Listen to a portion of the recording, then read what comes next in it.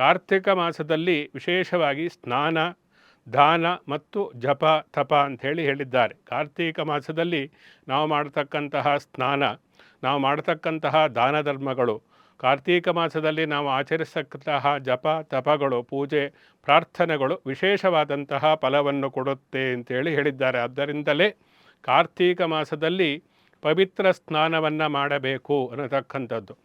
ಈ ಗಂಗಾ ಸ್ನಾನವನ್ನು ಮಾಡತಕ್ಕಂಥದ್ದು, ಅದರ ತೀರದಲ್ಲಿರೋ ಗಂಗಾ ಸ್ನಾನವನ್ನು ಮಾಡ್ತಾರೆ.